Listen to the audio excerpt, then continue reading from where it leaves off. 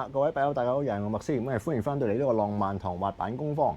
咁喺我哋今日未煲蠟之前咧，做翻個 revision 先啊。滑板蠟主要有兩個功用啦，第一個就係lubrication 啦，潤滑啦；第二個啦就係填窿啦。好多其他嘢咧都可以做到相同甚至更好嘅作用嘅。止汗劑係 deodorant 咧嚟到去當蠟咁用嘅，我相信絕對係得嘅。咁但係你諗翻嗰個價錢，你可以買到好多嚿蠟咯。蠟相比嚟講就比較容易用啦，你一攞出嚟一捽落去咧就可以㗎啦。你即係你去嗰啲 spot 嗰度，你捽個蠟可能都係5至10秒，然之後你用個30秒嚟到做個 tricks， 即係喺啲 secure 未嚟到趕你之前咧你已經搞掂走人啦。非常之咁瀟灑，即係佢蠟亦都係好chemical stable 啦。你可以劈佢埋一邊咧，唔需要理佢嘅，你唔需要擔心咩氧化啊、過期啊、潮濕啊嗰啲storage 嘅問題啦。咁同埋蠟對於你嗰塊板嘅後果咧，亦都係即係相對地少。所知有人嘗試用香蕉嚟到去當蠟搽嘅，係冇錯，佢香蕉可以填窿，香蕉咧個 lubrication 亦都幾好嘅。但係你搽完之後，你嗰塊板嗰條 latch decompose 會唔會發毛臭咗咧？呢個 aftermath 咧亦都rule out 咗好多其他嘅organic substance 嘅。咁所以經過幾十年嘅千錘百煉大家依然係用緊呢個滑板蠟嘅。即係講到滑板蠟咧，都講下佢哋嗰啲天花板啦。咁呢個某個牌子嘅即係 commercial 嘅 skate wax 啦。你喺板鋪買到嘅咧，多數都會係呢啲即係有啲牌子有啲造型嘅滑板蠟啦。佢嘅 lubrication 同埋 filler 嘅功能咧都非常之強嘅。好多嗰啲廠佢哋有即係自己嘅 secret recipe 啦，好貴，價錢真係價錢嘅問題啦。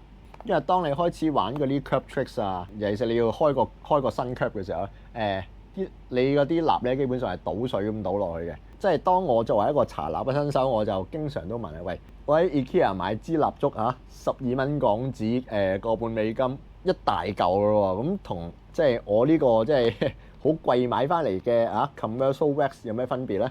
佢哋個成分有唔同啦，同埋佢哋嘅目的咧都好唔同啊。因為candle wax 咧其實咧佢係一個燃料嚟嘅 fuel 嚟嘅，你係攞佢嚟點火嘅喎。所以兩樣嘢咧根本嗰個做出嚟個 purpose 都唔同嘅，咁所以咧佢哋個成分咧亦都有差別嘅。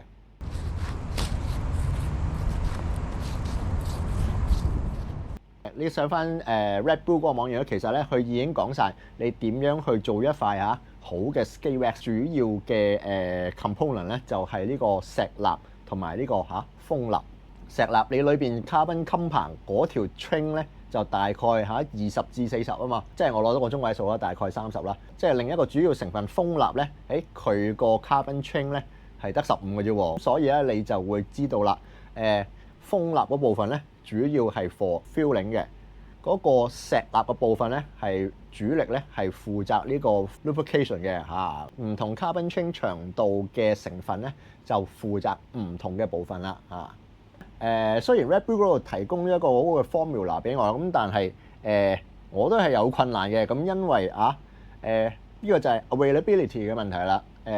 風蠟咧，我呢邊咧係需要訂嘅，我唔係行入超級市場就隨隨便便買到嘅。係咪即係代表我唔會繼續做啦？咁梗係唔係啦。蠟咧其實有好多代替品嘅，咁我就買咗嗰隻高溫蠟啦。由於佢同埋佢比較硬啦。咁咧佢就唔似普通蠟嘅，你好容易即係壓一壓佢咧，佢就會變形咧。佢嗰啲邊位咧就會好岩岩殘殘，做唔到一個好平滑嘅表面啦。即係志在係提高佢嗰個硬度咁解嘅啫我哋開始煲蠟啦。即係玩蠟咧，最緊要就係注意安全啦。因為始終你哋唔似我哋嗰代咁，我哋由細玩到大，絕對清楚即係點樣去處理啲蠟啦。石蠟咧我就主力唔係用蠟燭嘅。因為蠟燭咧好多時會加咗顏色加咗香味落去啦，成分咧就比較雜嘅。咁咧我咧就喺網上邊訂咗啲石蠟，咁呢啲咧就係最 pure 嘅 paraffin wax 石蠟啦，係3蚊美金3蚊美金咧有5大樽呢啲我哋開始要煮呢個 skate wax 咧，咁啊首先你要有一個容器啦，即係攪拌嘅棍啦，隔熱嘅手套啊，好重要嘅，因為你會用呢個熱力咧嚟到去溶啲蠟啊。我係用呢個咧電子加熱器嘅，可以由呢個由室溫咧加到去350度嘅。即係點解我唔用隔水晶嗰個方法啦？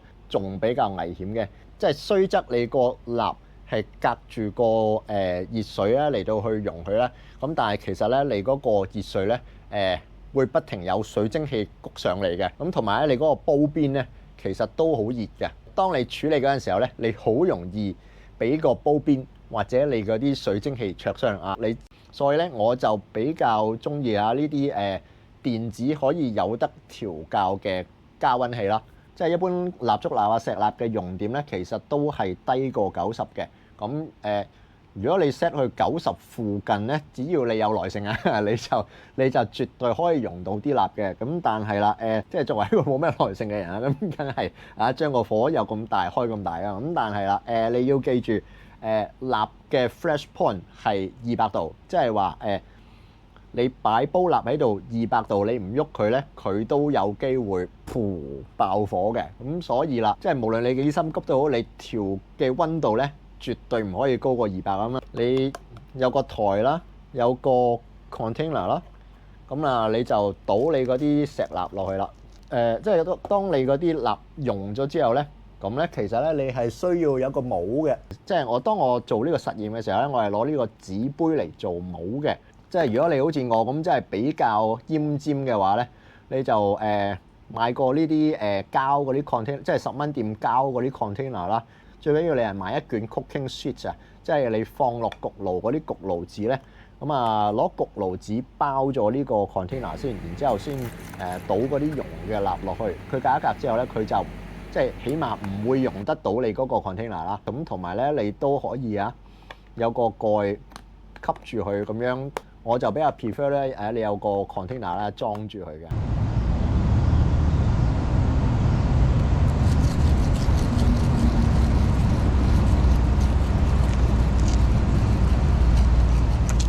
咁好啦，整完之後啦，我哋點試咧？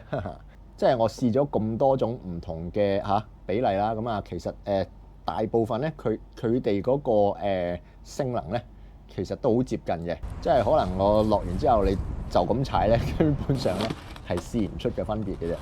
Wax race 跑蠟即係將佢擺喺個斜面上邊線啦，睇下邊一隻蠟線得快啲咧。其實咧都只係一個參考性質，因為當中咧涉及咗好多因素嘅，好多細微嘅因素咧都會影響到個結果啊。咁但係即係我哋今次係由呢個大方向去睇啦。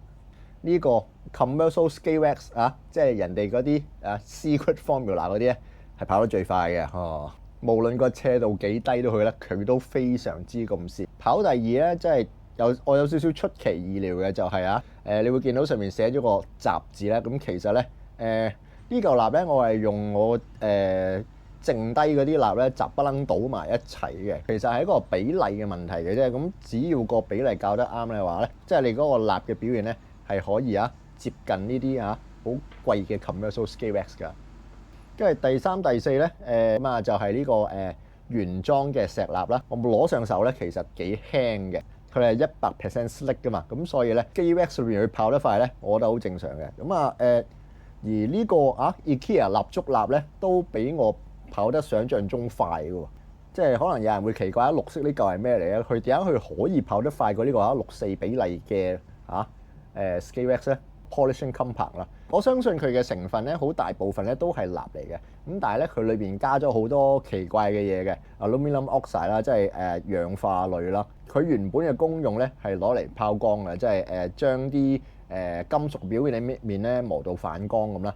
2蚊美金一條巴嘅啫，成條買翻嚟唔需要自己整啦，即係你唔係隨隨便便五金鋪買到咯，你可能又係要訂翻嚟咯。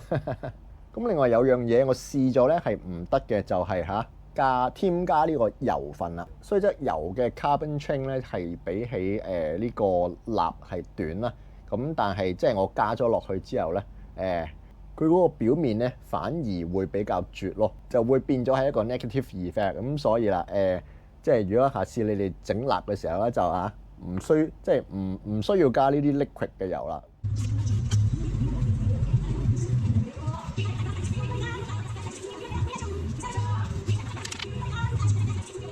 因為喺 organic chemistry 裏邊咧，carbon compound 嘅變化咧，其實係千變萬化嘅。即係如果你有留意開嗰啲科技新聞嘅話咧，呢個量子電腦啊，即係 quantum computing 啊，無論你去整抗癌藥又好啊，或者發明一啲新嘅物料又好啦，用呢個量子電腦去砌各種 protein 嘅 combination 啦，嚟計算出一個最好嘅 formula 嘅。咁我相信喺呢個浩瀚嘅世界裏邊咧，係有啲嘢係會比呢個 polishing compound 更加好用、更加合用嘅 secret recipe 啊，即係可能你會做到一嚿奇蹟嘅板蠟出嚟嘅。咁但係咁而家量子電腦就梗係揾咗啲緊要嘢先啦，即係板蠟呢樣嘢咧10幾年後咧，即係當個量子電腦好得閒嘅時候啦，佢就會有時間咧去做呢個世界一流嘅板蠟出嚟俾大家啦。好啦，今集就係咁多先。咁但係咧呢個滑板蠟嘅3部曲咧未完嘅。咁我哋下一條片咧就睇下呢個滑板蠟嘅陰暗面啦。好，我係麥思賢，咁歡迎翻到嚟呢個浪漫堂滑板工坊。我哋下條片再見，拜拜。